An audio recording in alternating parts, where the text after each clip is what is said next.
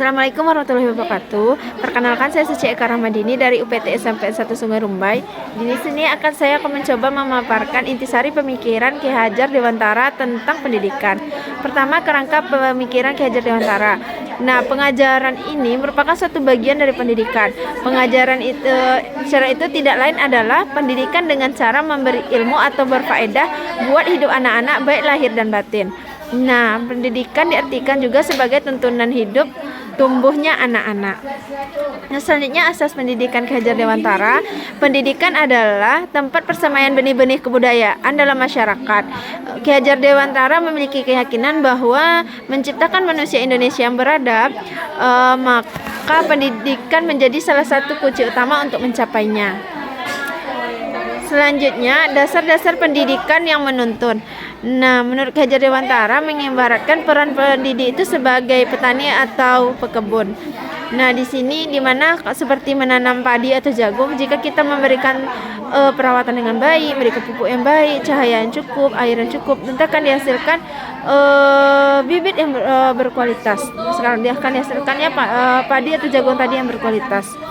Nah, seperti itu juga kita mendidik. Jika kita memberikan materi pembelajaran sesuai dengan kebutuhan peserta didik, maka kita akan mendapatkan hasil yang maksimal. Nah, adapun di sini dengan melibatkan kodrat alat dan zaman. Nah, kodrat zaman ini lebih dikaitkan pada menekankan kemampuan anak pada keterampilan abad 21, seperti kemampuan berkolaborasi, berpikir kritis, berkreativitas, lalu dalam menggunakan juga teknologi digital dalam pembelajaran.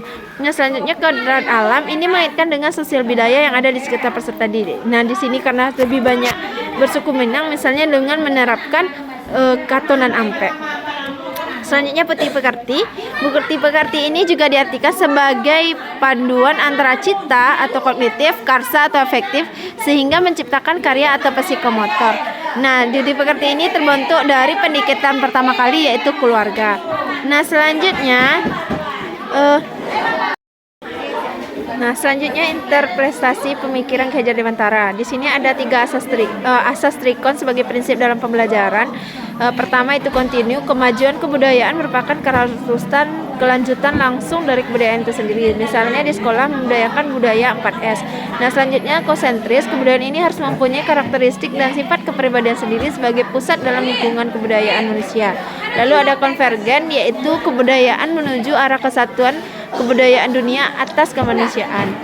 Nah, selalu pandangan saya sebagai guru atau pembelajaran dan pembelajar murid dikaitkan dengan pemikiran Ki Hajar Dewantara. Nah, guru sebagai pembelajaran, di sini saya mencoba menerapkan pertama, Ingarso Suntulodo, guru menjadi contoh atau panutan bagi peserta didik. Contohnya di sini saya misalnya kemarin ini alhamdulillah saya diberi kesempatan untuk mengikuti PPG. Nah, di sini saya memberikan contoh kepada peserta didik bahwa pendidikan itu tidak mengenal usia. Lalu belajar ini sepanjang hayat. Ingat Ing Madia Mangun Karsa, guru menjadi pembangkit semangat dalam diri peserta didik untuk terus belajar dan berinovasi.